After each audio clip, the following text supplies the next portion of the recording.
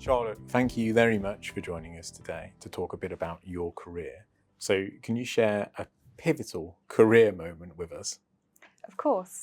So I'd say a pivotal career moment for me was becoming a chartered financial planner and authorised to provide financial advice by the Financial Conduct Authority.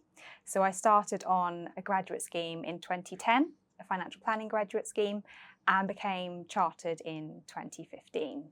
And I'd say it's a pivotal career moment for a few reasons. The first is, as part of that journey, it was 5 years of exams. So there was a bit of a juggling act between doing the day-to-day job and then studying in the evenings and the weekends. And when you're in your 20s, that feels like, on the social side, that feels like quite a commitment, because I felt like I was always saying no to things and sorry, I've got to study. So it felt like a big achievement then coming through those 5 years of exams and finishing those. I suppose one bit of advice that I would give to people coming through and doing the exams is to make sure you try and put yourself first. So as hard as it is, I would try and leave work on time so you're not studying too late into the evenings, and taking advantage of any study days that might be available to you. Second point I'd say on the pivotal career moment is probably the point of being authorised. So that means that you can provide financial advice directly to clients rather than act in a supporting role. So it was quite a big change in terms of moving from a supporting role and supporting an advisor to then actually being able to help clients face to face. And I'd say that's probably part of the job that I enjoy the most, in terms of actually getting to know people, building relationships with the clients, whereas previously it was more of a back office role in terms of doing dealing, administration and drafting advice. And I'm a bit of a people pleaser, so I think the building relationships and feeling like you're helping clients gives me the most job satisfaction. And because I've started in 2010 and stayed at the same firm and the same bank of clients, actually some of the clients I've been working on for quite a long time, so 10, 15 years, so I've got really strong relationships with those. And then lastly, on the pivotal career moment, I would say that being a female financial advisor, I read a statistic that said by 2025, over 60% of the UK wealth will be held by women, but actually only 16% of financial advisors are women. So I felt quite proud being part of that 16%. Whilst that's still quite a low figure and we've got a long way to go, hopefully having the female role models as advisors in the company will help those coming through realise it's actually quite a satisfying and fulfilling job role. Yeah, absolutely.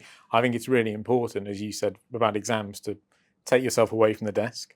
Yes. I always found that going into a meeting room, booking a meeting room out from 5 o'clock and just going and sitting in there, that's how I studied. Yes. I think it's quite important so people aren't bothering you, because you do have to pass those exams. Yes. That would be my piece of advice for younger individuals in the company. But what would your piece of advice be, if you could give one?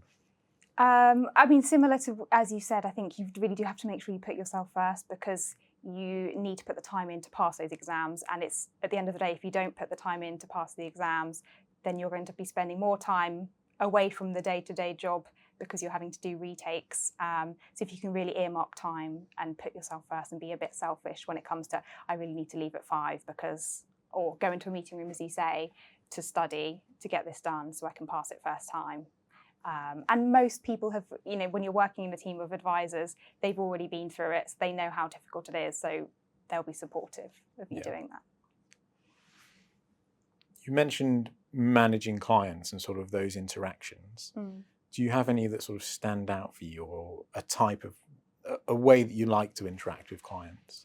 That's a good question. I think meeting clients face to face is my preference, and getting to know both if it's a couple that I'm looking after, getting to know both parties. I think that's really important, that they're both on the same page when it comes to talking about the finances. And then generally speaking, with clients, we tend to get to know the children as well, because clients might want to do junior ISAs for their children, for example. And then when they turn 18, you then have to have the financial planning and the risk conversations with those clients as well. So you do feel that you're helping manage the whole family in one go, which is really good.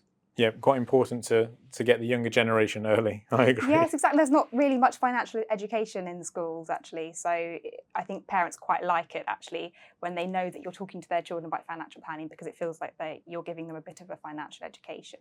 Yeah, absolutely. Thank you very much, Charlotte. That's been really good. Okay, thank you. You're welcome.